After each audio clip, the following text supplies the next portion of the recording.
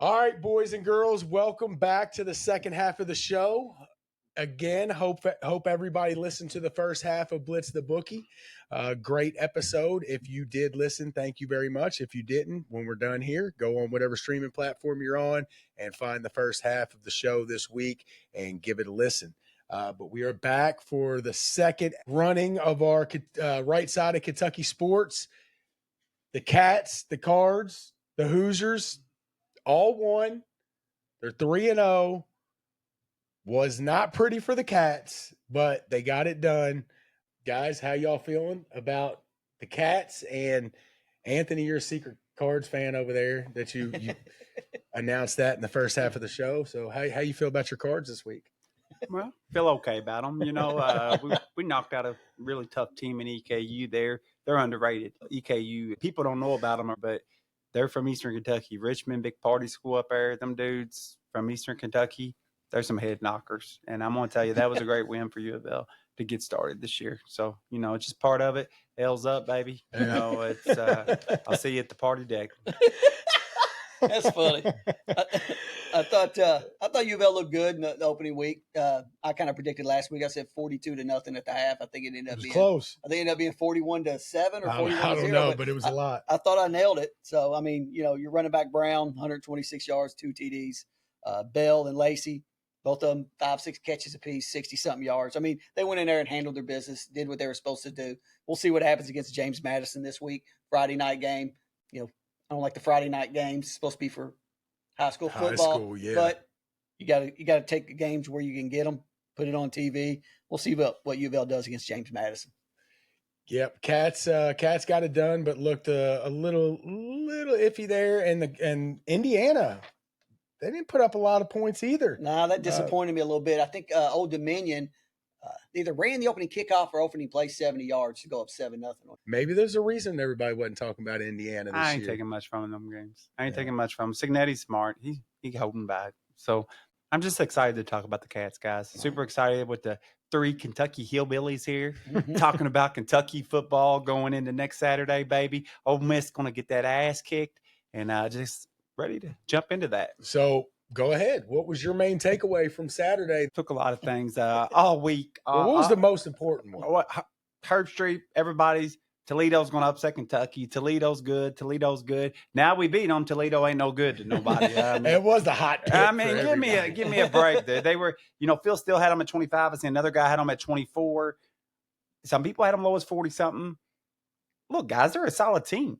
They're picked to win the MAC. They started off like 4-1 or 5-1 last year, and they had lost their quarterback and their running back, and then they ended up going 7-5. But they did win their bowl game. Toledo is a legit team. That guy has been proven to pull upsets up at Toledo. He's beat a lot of big teams over the years, and every year they are legit. And I'm gonna tell you what I seen. I seen the big blue wall is back, physical, big, line of scrimmage, dominated. Run the ball, Mark Stoops football, run it down your throat. I love what I seen in Law. Dude, I don't even care if you freaking catch the ball. And I do think he's a good receiver. I just want a big receiver that can put you on your ass. I just want to run the football. Oh, they run it. We ran for a couple hundred yards, a little bit over 200, only threw for 80-something. So that's going to be an issue, especially leading into this weekend's game against Ole Miss. But it was enough to get it done against Toledo. The defense looked good. I thought our linebackers looked real good. Afari was nice. I thought the defense played really good. He did. I thought the defensive line got after it too. Those transfers, I was kind of, you know, I didn't know a lot about them. I knew they were big gets. Dude, they got after it. Offensive line looked improved as well. Both of the running backs, Dodwell, is that how you say his name? Dante Dodwell. Seth McGowan, and McGowan. Both of them looked really good. So Wilcox was out for team rules. Yeah, and he's still going to be out. So I think Stoops came out and said basically now is not the time. It's not soon enough, you know, to talk about it. So he's still going to – and he's got a court date, I believe, coming up or some kind of hearing.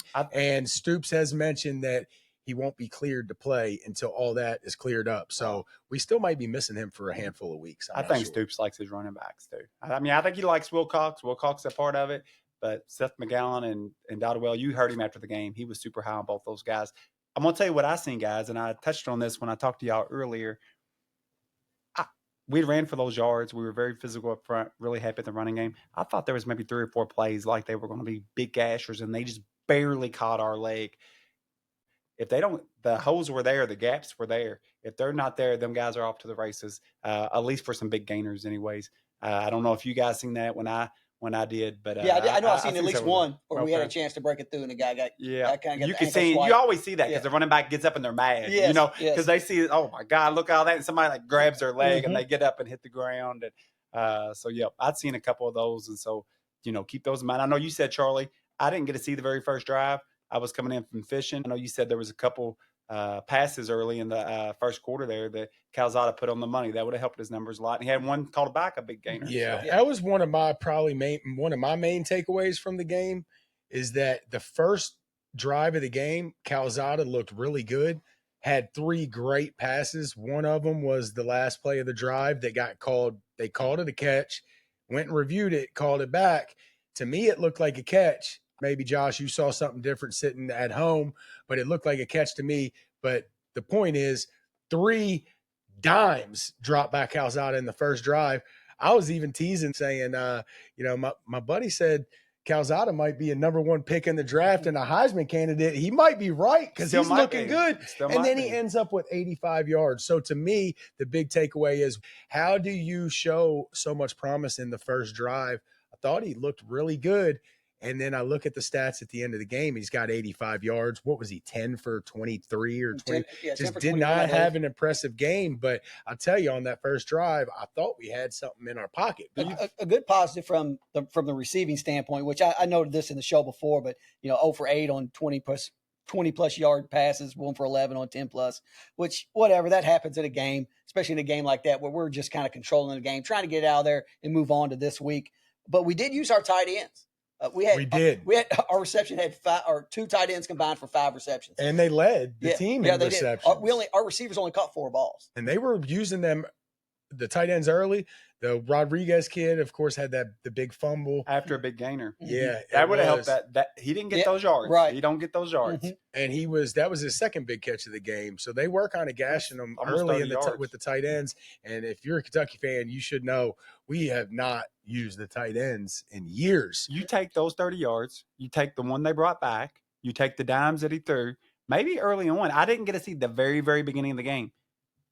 Maybe he was dropping those dimes in. Maybe that one call back, and maybe Toledo goes over on the sideline and say, guys, we better drop some guys back. And maybe that opened up the running game for them. So you could be right. No, so it's just a thought. If you have a guy that had a big pass and a fumble, you had a big play that got brought back. The one that got brought back, I did not catch that. Did that go for a touchdown or just a big game? It was just a long pass. Yeah, big first down the sideline on the first drive of the game. I got you. Maybe a 20, 25-yard pass or something down the sideline. And then you say he threw those dimes early. I could definitely see a defense coordinator saying, hey, guys, we weren't sure about this Calzada. We were going to try to put some guys in the box here, make him beat us. But if we do that, we're going to have a long day. And maybe they drop the guys back at that point, so they're going to have to beat us with the ground game. And maybe Stoops just took what they gave him. Bush Hamden just took what they gave him. You could be right, but I say, if you are right, sure didn't take a lot to figure him out. No. I hope they didn't figure him out that easy. I just worry with Ole Miss coming in and the way they love to stack up yards and run up points. Can we keep up? But who knows? First game of the year, like you both mentioned, hopefully we didn't pull everything out of the back pocket. Hopefully we still got something up the sleeve, and we got plenty still left to show on the offensive side of the ball. Ole Miss is 21st in the country, and they could be better than that. They could be worse than that.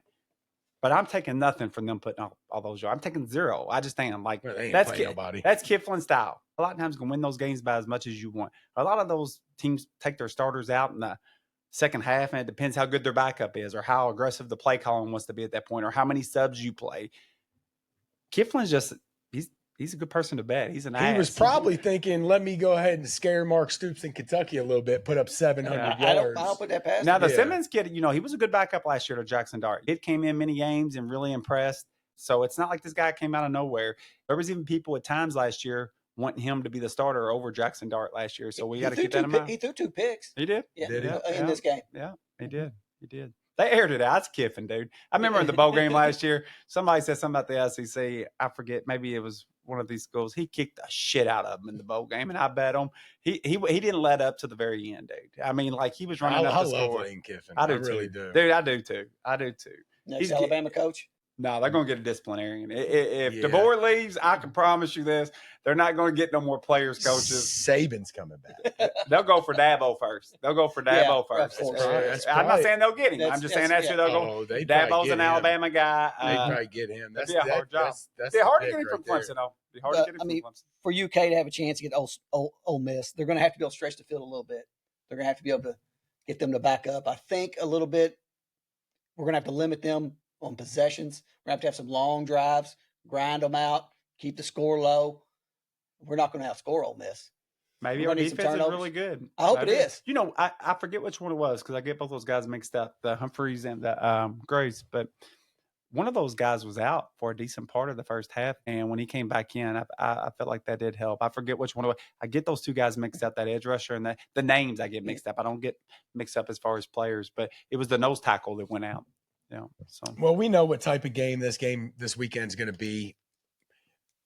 Stoops is going to try to pound the ball. You know, we had a successful running game this first game, rushed for over 200 yards.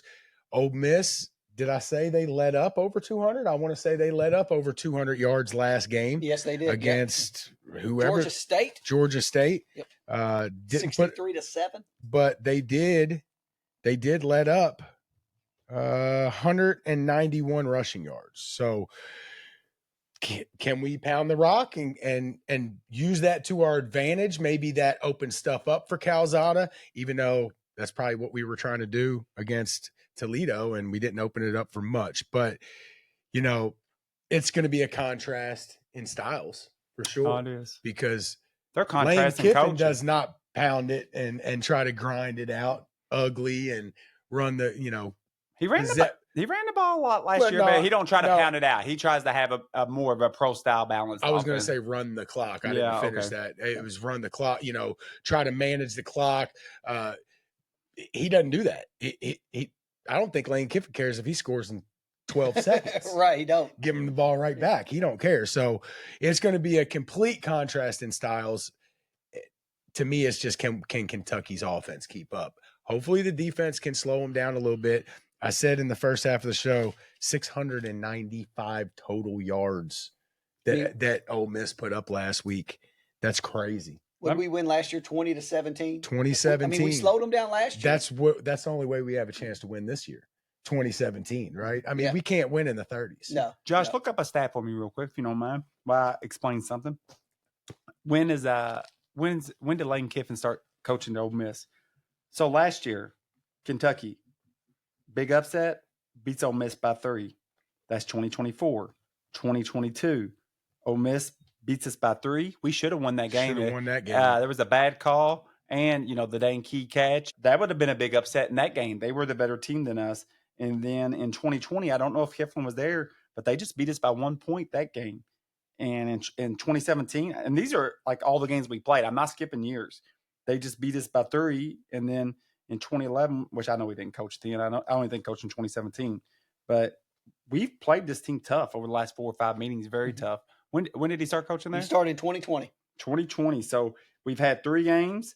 The first game, UK lost by 1. Second game, we lost by 3, but we should have won that game. I'd argue say we should have won the other game too. I think that's the one where Rose was in that play, but the last year we beat them. So Stoops, you know, sometimes people talked about it with Gus Malzahn this year, the offensive coordinator from Florida State, that he had Alabama's number. Sometimes certain coaches just have certain teams or certain coaches' numbers. So maybe Stoops is just the guy that good matchup. Yeah. For Lane Kiffin's kryptonite. He might be. Lane Kiffin's kryptonite. I like it. I'm gonna tell you what. Like it. If Kentucky beats Ole Miss this weekend, you can truly call him the kryptonite because Lane Kiffin's seat will be as hot as DeBoer's seat because they're not going to deal with them losing to Kentucky 2 years in a row.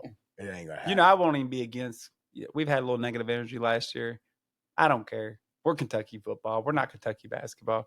If we beat them some bitches, let's rush the field. Right. And what I do is I usually rush the field with my kids. We rush it. We have a good time. high-fiving it up, party up. We go to Texas Roadhouse when it's done. I get me a big old steak. My kids fall asleep on the way home as I'm listening to talk radio all the way home, baby, and I love that drive. I don't even mind that drive. I remember we beat LSU in Florida a couple years ago, son. They went to bed after they got their bellies full. They went right to bed, and I was on my world, baby, all the way home, feeling like $1 million. We've had some rough hour-and-a-half rides home too.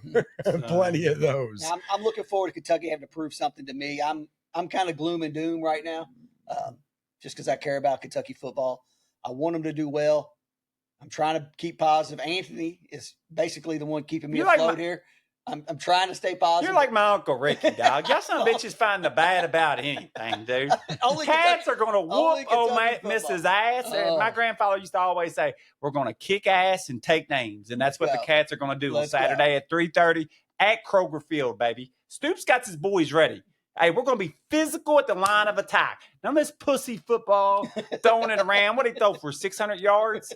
I mean, is that what he threw, 600 yards? I mean, come on. Are you beating up on people, dude? You fucking punk. I mean, Stoops, you know why he does well against him? You know why he does well? Because Stoops likes to whoop punks, like bullies' asses. And that's what Kifflin is. He's a bully. That could be right. I like that angle. I like it. I'm going to tell you, dude. I'm going to steal Anthony's quote. I like There is no doubt in my mind, Stoops drew a line in the sand in the offseason and said, we are going to be a physical football team. Dude, our offensive line, literally, you can look it up. We average like 6'6" and like 330 pounds. We got to be the biggest offensive line in football. There can't be a bigger offensive line than us. I'm serious. I don't think there is. I don't think there is. We're going to use that weight. They got those big boys to run block, boys. They're going to lean on them. Seth McAllen, Dodwell, we're going to play physical at the line of the attack. Our defensive line is going to get after it. As Simmons, you're not playing the Sisters of the Poor this week, son. So you're playing some boys. They're going to kick ass and take names. Cats are winning. I'm not sure. I can't remember who I picked in the first half of the show. You picked Kentucky. I picked Kentucky. Kentucky's winning this game. Josh, who you come got? on, Josh. I picked against them. I can't change my pick. I think Kentucky hangs with them for about 2.5 quarters. I think we're at 10-7 at half, 13-7 at half, third quarter. I think our defense just wears out and we don't have enough.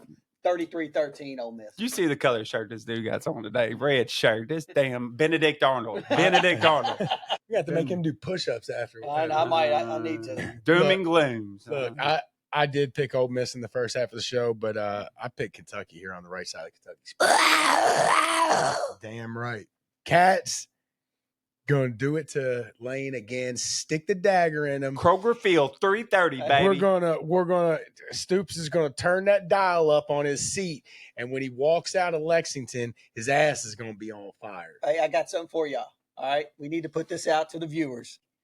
If Kentucky beats Ole Miss, there's gonna be some type of punishment for me for going against the Cats. Shave your face. No, yeah, so you're wearing a red shirt, which goes for Louisville, and we play Ole Miss, and they're red too. So we're gonna let the fans decide what kind of shirt I'll wear next week. All right. If Kentucky wins. Kentucky wins.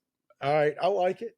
Is that good enough? Yeah, if Kentucky wins, the fans get to speak and let us know what you want written on Josh's shirt. Benedict Arnold, I'll suggest Benedict Arnold. And if you don't come up with a good enough one, me and Anthony will come up with a real good one. I like it, Josh. I like it. This isn't the right side of Louisville sports. Just try to sound like with that Miller Moss love over there, didn't it? Ole Miss. You're in the Wildcat den down here, baby. I'm gonna get fired tonight. We're gonna have to teach this guy. At least he's got the blue hat on. Yeah. You know, they say they say you're in prison and whatever. Somebody comes up to fight you, you better freaking step up and act like the baddest motherfucker in the room.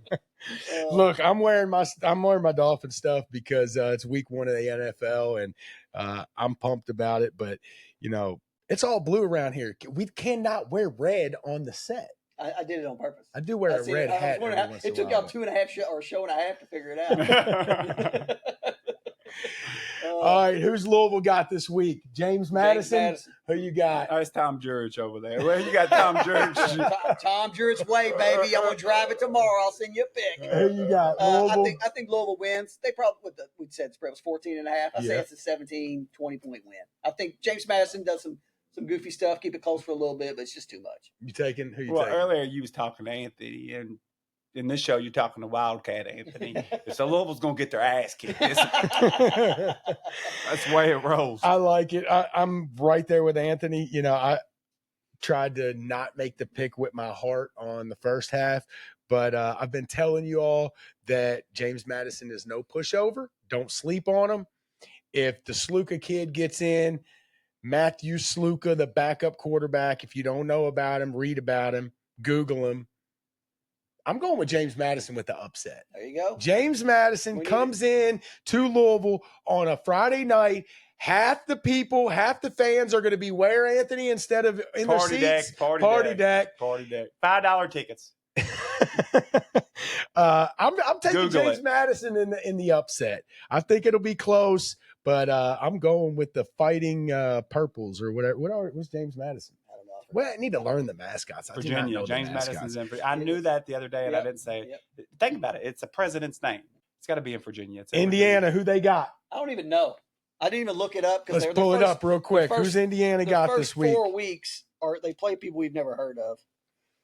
Well, Let's while see. they're talking about Indiana, guys, I'm just going to let y'all know that I got it right here. But I don't think the setting's ever going to be better. You know, Mark Stoops gets his swag back this week, and I'm super ready for this game. I mean, I feel it in my stomach right now. Who they play, guys? Kennesaw State. Kennesaw State. It's about like listen. I like Signetti. It's not even a state. But they be having an easy schedule. Indiana does. You know, we do that. They'll be scheduling some bunnies, but I still think he's a good coach. Kennesaw State. Don't even know where it's at. I don't even care. But they're winning by 20. Yeah, they're blowing it. I think they just Florida or Georgia. What'd they win last week? They did not win big, did they? It's 17, I think. 21-3 or something? No, they had more than that. Or was that a different game? Kennesaw State's got to be South. Georgia, Florida, or Alabama. One of those. Yeah, Indiana wins big. Sorry, we can't talk about you yet. We will when you get to Iowa or Illinois, September 20th. We'll have some more Indiana for you guys. Dude, sometimes I think you're better off having an easy schedule. I know I brag about having a tough schedule, but dude, them teams, there'll be somebody that rolls in the college football playoff that don't deserve it this year because they got a weak schedule. Yep. At least they won't be a 5 seed or a 6 seed and have a home game. God bless. That was the a best train change wreck. they made. Straight seeding this year. And they fixed it right away. They knew they had it wrong. And that's the right thing to do. Yeah. Don't wait 2 years. Oh, we'll fix it in 2027. Just get it fixed. Everybody knew the talk was early. Looking at that chart on the tournament, the bracket, everybody said, "Oh, that ain't good. That's not going to turn out good." All right, guys, thank you all for listening. We appreciate you, as always, taking the time out of your day to check us out. Don't forget, like, subscribe on all your favorite streaming platforms. Leave us a comment. Leave us some feedback. We have the website that will be dropping soon. We'll let you know more about that hopefully next week. We'll have a lot of stuff going on there. Email list, voicemail that you can leave us voicemail messages that maybe we'll read here on the show. But other than that, guys, thank you all for listening. We'll catch you next week. Guys, y'all got anything else? Okay. Go Cats, baby. We'll catch you next week at the right side of Kentucky Sports. Blitz the Bookie.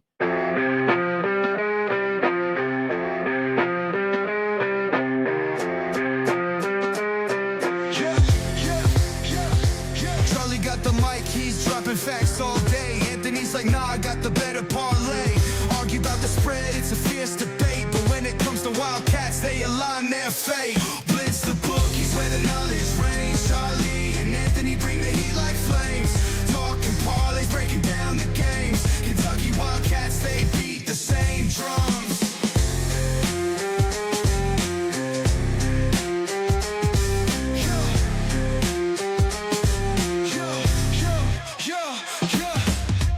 Late nights, hustle deals on the line. Charlie Scassy's gonna make you shine. Anthony's heart where the numbers combine. Put your cash down, ride the incline. Blitz the bookies where the knowledge reigns. Charlie and Anthony bring the heat like flames. Talking parlays, breaking down the games. Kentucky Wildcats, they beat the same drums. From the tip off to the final play, they grind. Mike's on fire, bets on their minds. Arguing odds till the last rewind. Blue and white, it's a bond you'll find. The bookies where the knowledge reigns. Charlie and Anthony bring the heat like flames. Talking parlays, breaking down the games. Kentucky Wildcats, they beat the same drums.